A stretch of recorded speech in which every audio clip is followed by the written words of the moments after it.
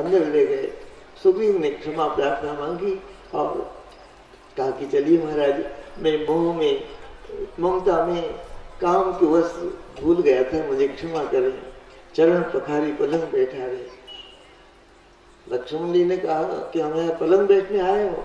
हनुमान जी ने कहा नहीं महाराज, इसके पलंग पे बैठ जाओ, अपना कार रूप एक बार इसको दिखा दो, फिर ये भागकर अंदर नहीं आएगा, नहीं तो पता नहीं युद्ध से आप भागकर आ जाए। चरण पखारी पलंग बैठा रहे। लक्ष्मण जी ने कहा कि डरो मत, मैं भी कोई मारने वाला नहीं हूँ, लेकिन चलो भगवान के पास चलना है।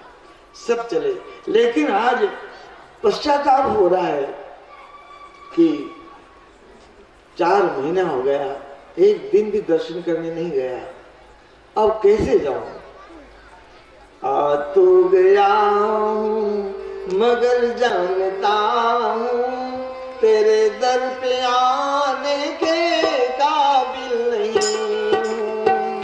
आ तो गया हूं मगर जानता हूं तेरे दर पे आने के काबिल नहीं हूं। आ तो गया हूं मगर जानता हूं तेरे दर पे आने के काबिल नहीं हूं। आ तो गया हूं मगर जानता हूं तेरे दर पे आने के काबिल नहीं हूं।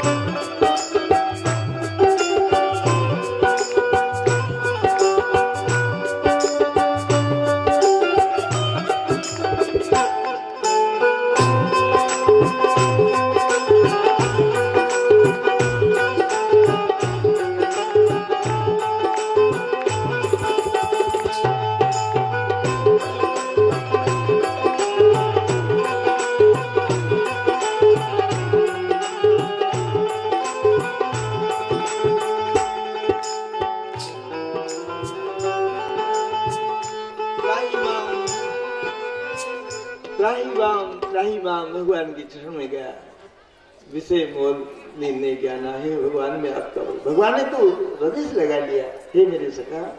अब वर्षा ऋतु बीत गई, चारों दिशाओं में बंदरों को भेजा, दक्षिण दिशा में मुख्य बंदरों को भेजा, नल नील जामान हनुमान जी महाराज। दक्षिण दिशा में जब जाने लगे तो हनुमान जी को अंगूठी दी, कहा कि बेटा इस अंगूठी को देखकर सीता को विश्वास हो जाएगा कि तुम मेरे पास से आए हो। ढूंढते ढूंढते गए, सबको प्यास लगी, एक गुफा के अंदर गए, वहाँ स्वयं प्रभा नाम की देवी ने इनको फल फूल का भोजन कराया और कहा कि आंखें बंद कर लो, आप वहाँ पहुँच जाओगे जहाँ सीता जी है। सबने आंखें बंद करी, सब समुद्र के तट पर बैठे।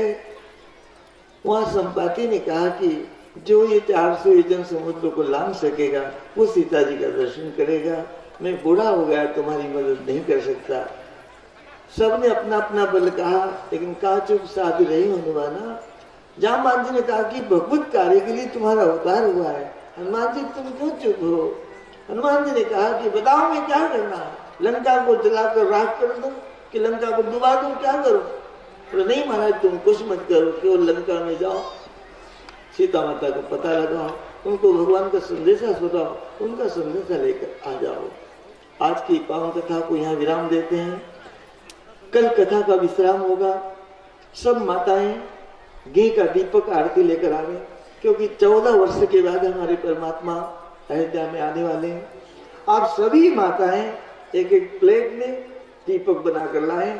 आज सब आरती बैठे बैठे करना, सभी माताएं आरती करें, पुरुष भी आरती कर सकते हैं। देखो पुरुष पुण्य करेगा तो आधा इनको मिलेगा, और ये करेंगे तो तुमको कहीं नहीं मिलेगा। अर्धांगिनी वो है, अर्धांगार तुम थोड़ी हो, तो तुम भी आरती लगना है ना। दूसरी बात की छालबा में हमारी कथा थी, हमने 62 कथा की, कभी जिसके घर रहे उसको भी नहीं कहा कि तू रामायण पाठ करना, लेकिन 62 कथा छालबा में हुई।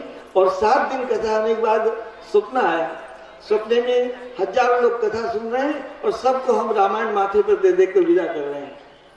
मेरा सपना टूट गया। मैंने हनुमान जी से कहा कि इतनी रामायण हमको कौन देगा? फिर सोचा कि कोई दे भी तो लेना नहीं है, जो पाठ करेंगे वही खरीद कर लाएंगे। तो आप सब रामायण, वहां पर 50 घर के लोग हैं, 50 रामायण आ गई। अब 14 जनवरी से 50 घर में रामायण पाठ हो रहा है, 5 दोहा सभी पूरा गांव करता है। ये वसलाए कथा थी, वो 35 घरों में रामायण पाठ रोज हो रहा है। एक कमतवाड़ा गांव है, वहाँ 25 घरों में रामायण पाठ रोज हो रहा है। 5 दोहे अर्थ सहित करना है। और यहाँ पर तो 125 रामायण आ चुकी है और कल और आ जाएगी। आप सब रामायण लाना, फिर व्यासपीठ से आपके सब माथे पर रामायण देंगे, आप रामायण का पाठ करना। एक प्रार्थना हनुमान जी के पास है, हम सदैव हर कथा में कहते हैं कि कोई भी रुपया पैसा मत चढ़ाना, आशीर्वाद देना, जिससे कि और भी अच्छी मैं भगवान की गुप्त से गुप्त लीला का प्रागट्य हो, हमें अनुभूति हो और वो भगवान की पावन लीला का सुना है। और जिन्होंने 10-5 रुपये चढ़ा दिया है वो पश्चाताप भी मत करना। उस 10 रुपये को यदि मैं अपने शरीर को खर्चा करूं तो उतना पुण्य नहीं मिलेगा। उस 10 रुपये को कभी ब्राह्मण को दान करूंगा तो वो भी मोबाइल का वो बैलेंस डलवा देगा। इसलिए वो 10 रुपये जो आप आए हैं यहाँ पर, उसका नमक लाएंगे 1 किलो और सब गौ माता जिन्हों में 1-1 मुट्ठी नमक देंगे तो 10 रुपये का भी करोड़ों गुना फल आपको मिलेगा। आज की कथा विराम होती, हमारे महाराज जी पधारे हैं, आप उनका आशीर्वाद सुन लेते हैं। आप देखिए, आप सब शांति से बैठना। अमृत में हमारे महात्मा जी पधारे हैं और संतों की महिमा में संत पधारे, आप श्रवण करना और प्रसाद लेकर फिर। हेलो, जय राम जी की। श्री परम पूज्य संत श्री संजय वेदांती जी महाराज, जिनका पता है माकड़ खेड़ा मंडलेश्वर आश्रम है उनका, उनकी उपलब्धि है। उन्होंने 18,000 किलोमीटर तक पैदल यात्रा की है, जिनमें 12 ज्योतिर्लिंग, 4 धाम, 7 पुरी, इस महाराज जी ने पैदल यात्रा की है। जय राम जी की।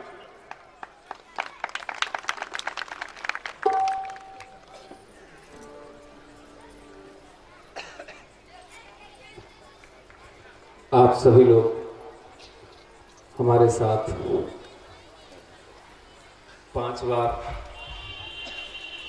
ओम का उच्चारण करें और अपने हृदय के अंदर भगवान राम को, माता सीता, लक्ष्मण जी को का विग्रह आप लोग विद्यमान करें।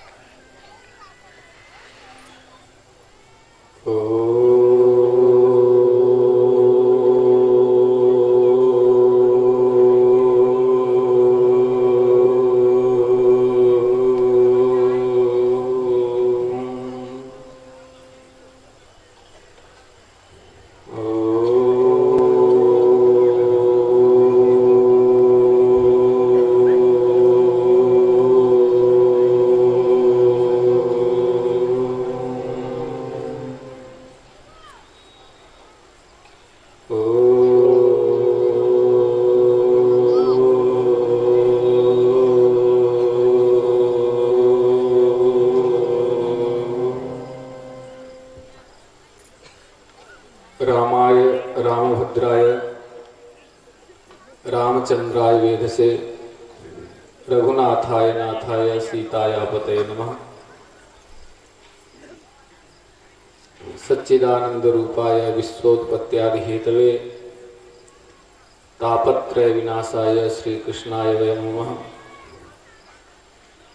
गजाननं भूतगणाधिसेवितं कपित्थजम्बूफलचारुभक्षणं उमाशुतं शोकविनाशकारिकं नमामि विघ्नेश्वरपादपङ्कजं। गुरुर्ब्रह्मा गुरुर्विष्णु गुरुर्देवो महेश्वरः गुरुर्साक्षात् परब्रह्म तस्मै श्री गुरुवे नमः। मनोजवं मारुततुल्यवेगं जितेन्द्रियं बुद्धिमतां वरिष्ठं वातात्मजं वानरयूथमुख्यं श्रीरामदूतं शरणं प्रपद्ये। एक बार आप लोग सब हमारे साथ मिलकर के जयकारा लगाइए। बोलिए राजा रामचंद्र भगवान की जय। ओंकारेश्वर ममलेश्वर धाम की जय। महाकालेश्वर भगवान की जय। नर्मदा मैया की जय। धर्म की जय। धर्म की अधर्म का प्राणियों में विश्व का गौ माता की सत्य सनातन धर्म की ओम नमः पार्वती पते हर हर महादेव।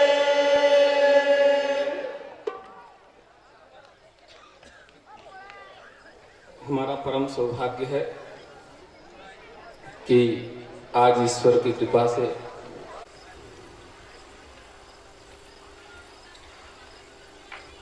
अभी हमारा परिचय भैया ने करवाया था कि वेदांती जी के रूप में, तो स्वाभाविक है कि अपने नाम के अनुरूप आप लोगों को कुछ बातें बताई जाए।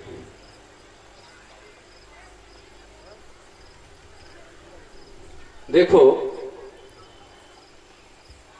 हमारे वेदांत में रामायण का क्या भाव प्रकट किया गया, हम सभी को रामायण से क्या शिक्षा मिलती है, छोटे से शब्दों में मैं आप सभी को समझाने की कोशिश करूंगा।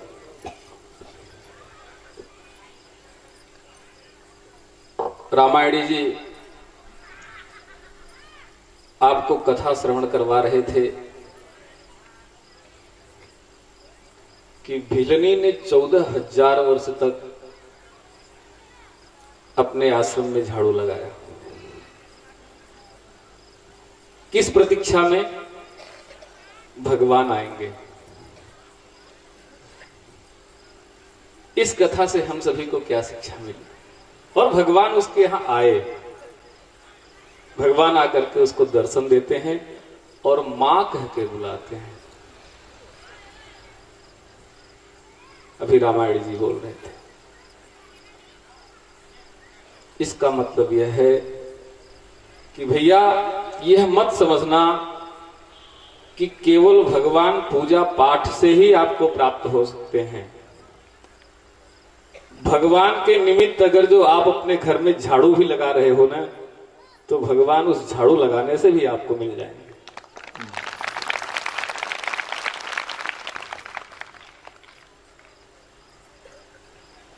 रामायणी जी एक चीज आप लोगों से और कह रहे थे कि रावण आया और मां सीता का हरण करके ले गया। रामायण में हम सभी यह पढ़ भी चुके हैं, रामलीला के अनुसार देख भी चुके हैं। भैया रावण कौन है? हमारे दिल में ही राम है और हमारे दिल में ही रावण है,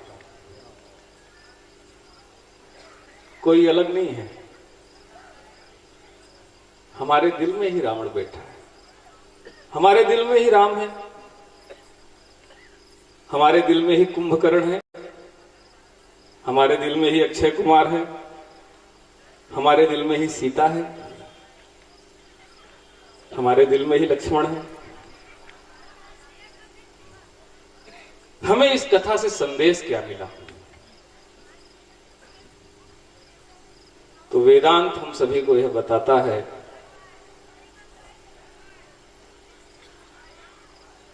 कि भैया जैसे रावण ने माता सीता का हरण किया था,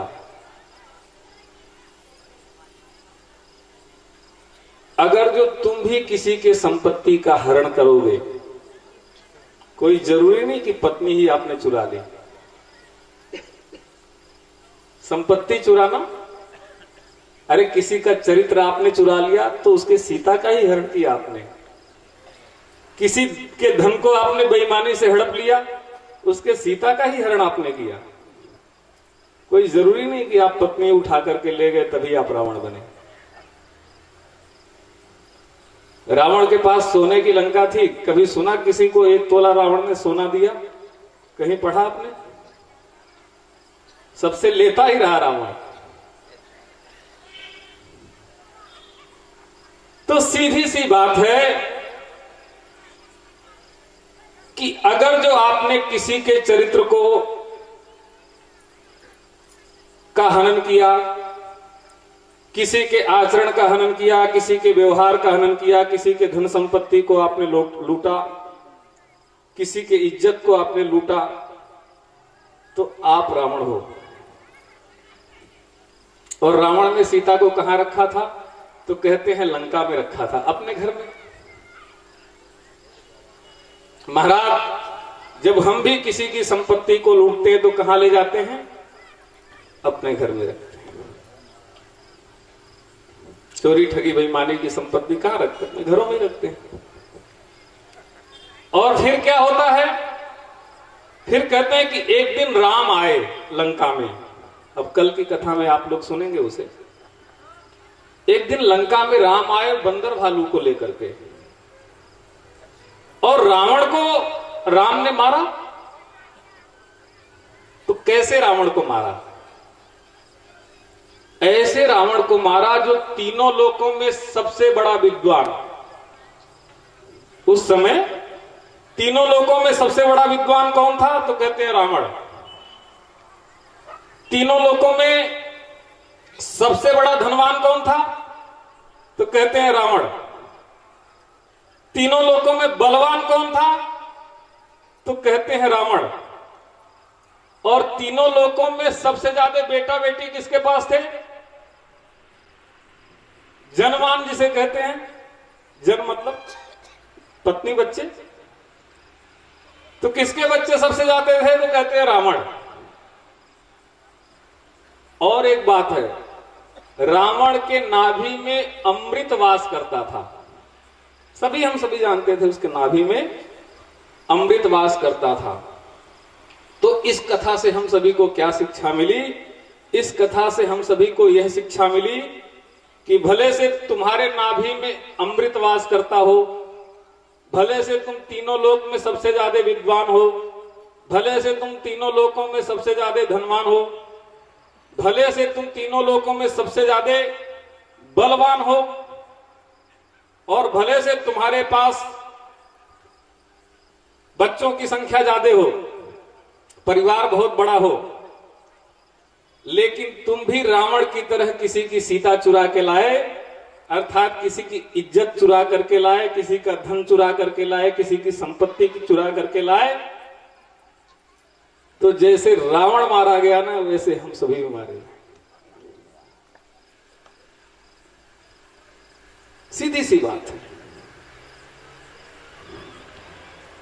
जैसे रावण का हनन हुआ ना, वैसे भले से तीनों लोकों में हम सबसे बड़े ज्ञानवान हो, सबसे बड़े धनवान हो, सबसे बड़े जनवान हो।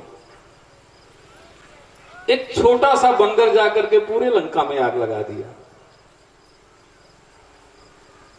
अरे भाई, एक बात बताओ, रावण और राम में कमी कहां थी? रावण में कौन सी ऐसी कमी थी कि राम उस पर विजय प्राप्त कर जाते हैं? और राम में कौन सी ऐसी अच्छी चीज थी कि राम उसके ऊपर विजय प्राप्त कर लेते हैं? रावण में ऐसी कौन सी कमी थी कि रावण पराजित हो जाता है, हार जाता है, मारा जाता है? ऐसी कौन सी कमी थी रावण में? तो कहते हैं कि एक केवल शिक्षित था।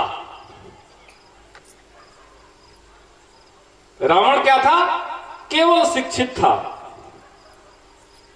लेकिन राम जो है शिक्षा के साथ साथ संस्कारित भी थे।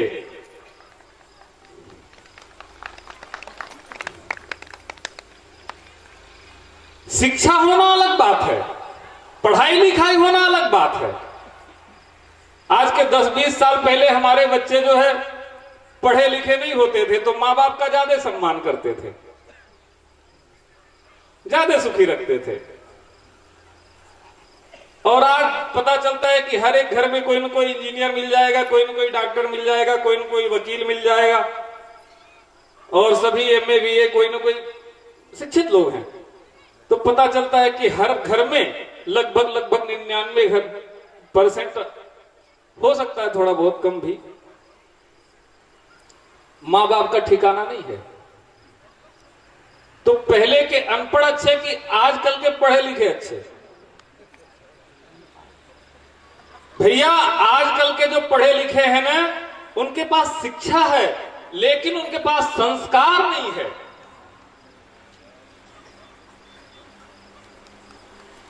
तो जीवन में शिक्षा होना इतना जरूरी नहीं है जितना संस्कार होना जरूरी है। जीवन में अगर जो संस्कार है तो शिक्षा ही शिक्षा है। रावण अगर जो शिक्षित होने के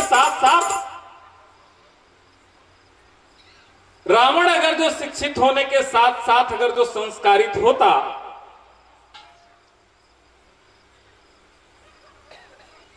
तो न वह सीता को चुराता और न भगवान राम उसको मारने के लिए आते। तो भैया रामायण से हमें यह शिक्षा मिलती है कि हम भी किसी के धन को, किसी के संपत्ति को, किसी के आचरण को, किसी के चरित्र को, किसी के व्यवहार को कभी भी बिगाड़ने की कोशिश न करें। नहीं तो हम चाहे जितना बलवान होंगे, चाहे जितना धनवान होंगे, चाहे जितना ज्ञानवान होंगे, कभी न कभी कोई न कोई आकर के हनुमान दुष्ट आदमी की लंका को जला जाएगा और कोई न कोई वनवासी राम की तरह आकर के महाराज अपना काम तमाम कर जाए। ईश्वर न करे ये छोटे से समय में जो हमें आप लोगों को जो हमसे बन पड़ा, वेदांत के माध्यम से आपको मैंने रामायण की रामलीला समझाने की कोशिश की। पहली बार की हमारी आपकी मुलाकात है। आशा है आप सभी लोग आश्रम में आते रहेंगे और रामायणी जी से भी निवेदन है एक बार आश्रम में पधारें। इन्हीं शब्दों के साथ ईश्वर करें कि आप लोगों का चरित्र, पुरुषों का चरित्र राम जैसा हो, माताओं का चरित्र सीता जैसा हो। इन्हीं शब्दों के साथ मैं अपने वाणी को विराम देता हूं। धन्यवाद और खूब खूब आशीर्वाद भैया आप लोगों को। हे नाथ अब तो ऐसी दया हो कि जीवन में रहता जाने न पाए। गाता रहूं मैं प्रभु नाम तेरा, गोविंद दामोदर माधवेति, गोविंद दामोदर माधवेति। हे कृष्ण हे यादव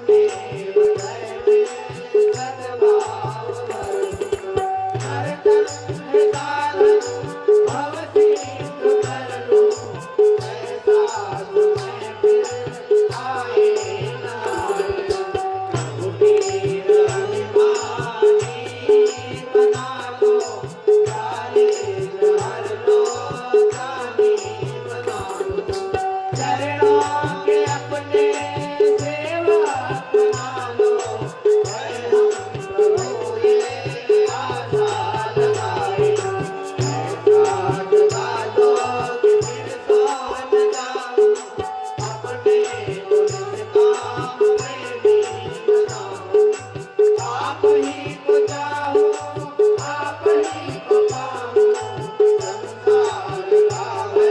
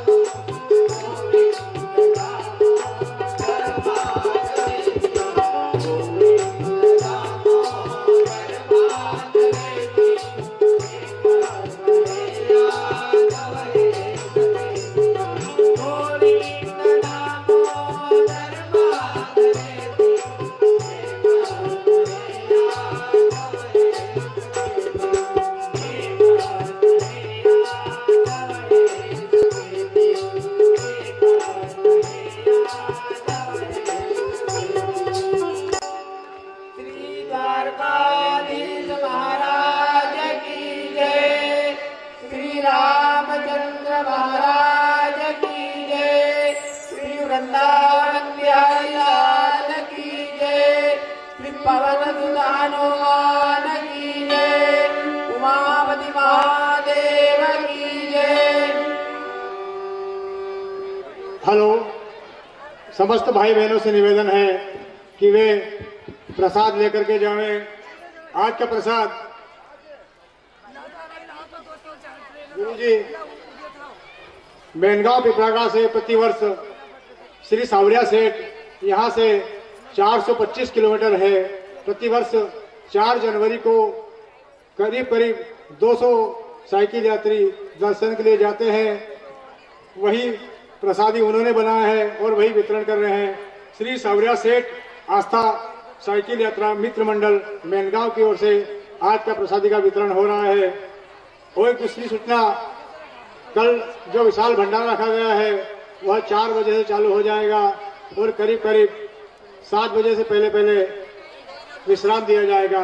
उसके बाद कथा का विश्राम समय रहेगा। और जो भाई रामायण यहाँ पर लाए हैं वे सभी आए। कल को भाई जी के हाथ से रामायण भेंट कर दी जाएगी। जय जय श्री राम जी।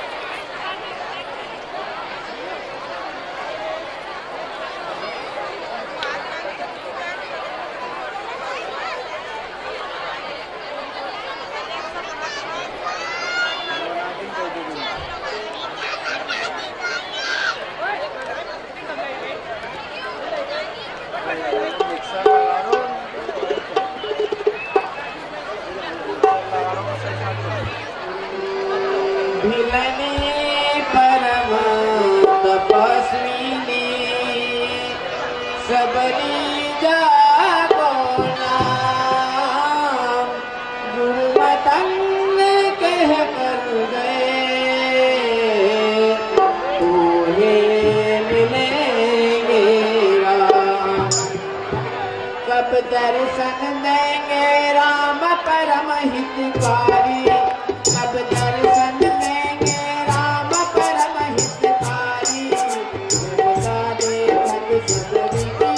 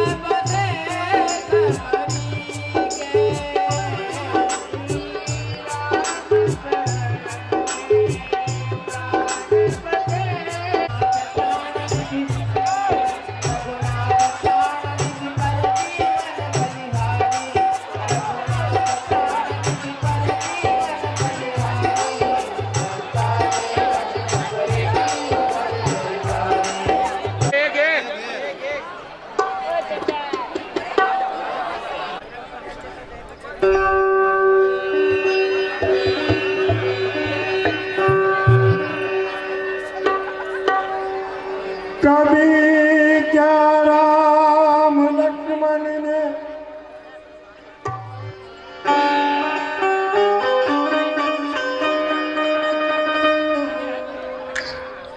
गरीबों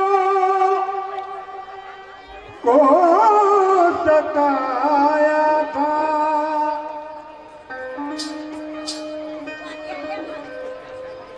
कभी जाबान अर्जुन ने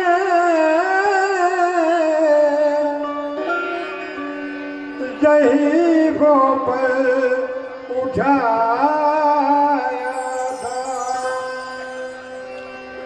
नबी ने कब किसी पर इस तरह से जुल्म ना था। रवा इंसान से बेदाद कब रखी, और शहीद पाक ने तो बात पर ही सर कटाया था।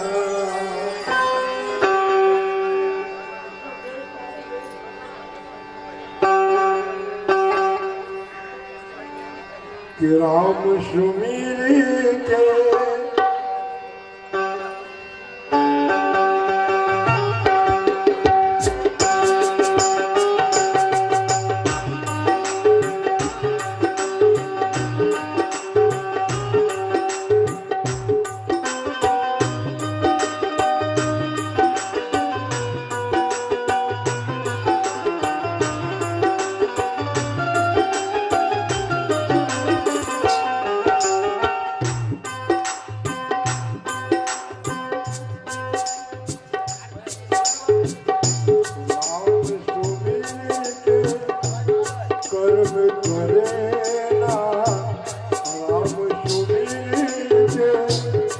कर्म करे ना फिर पीछे पछताएगा।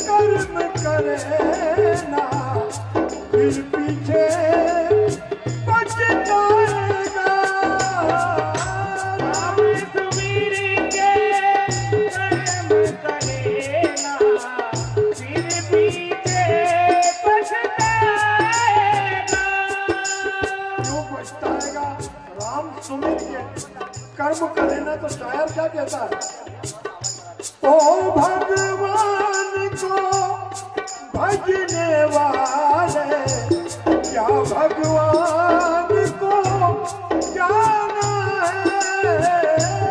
ओ भगवान को भजने वाले क्या भगवान को जाना है।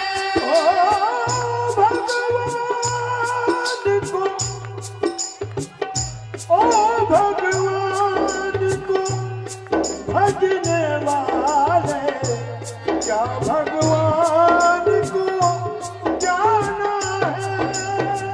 क्या भगवान को जाना है।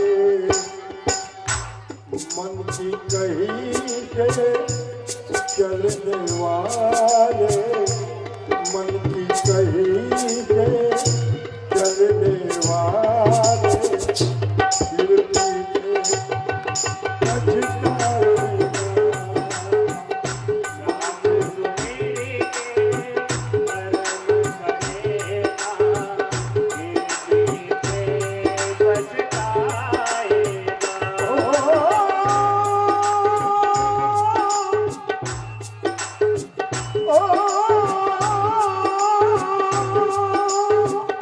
मन की कहीं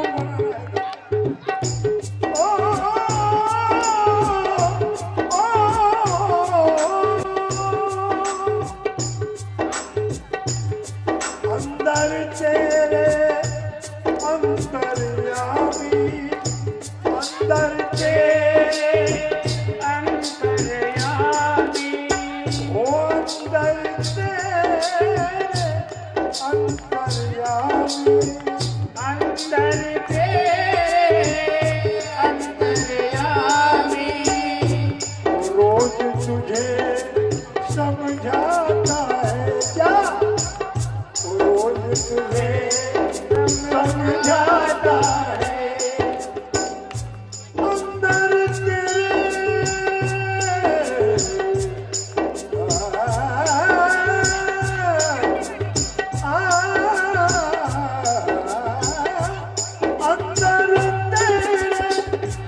अंतर्यामी रोज तुझे समझाता है, अंदर तेरे अंतर्यामी रोज तुझे समझाता है, रोज तुझे समझाता है,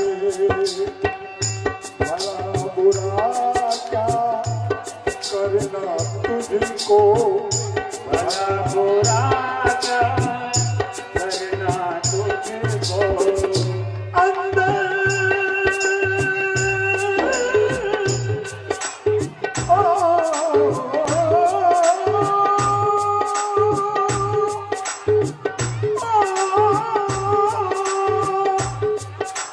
अंदर तेरे अंतर्यामी रोज तुझे समझाता है, अंदर तेरे अंतर्यामी रोज तुझे समझाता है, भला बुरा क्या करना तुझको यही तुझे बताता है, भला बुरा क्या करना तुझको यही तुझे बतलाता है, और यही तुझे बतलाता है, मन की कही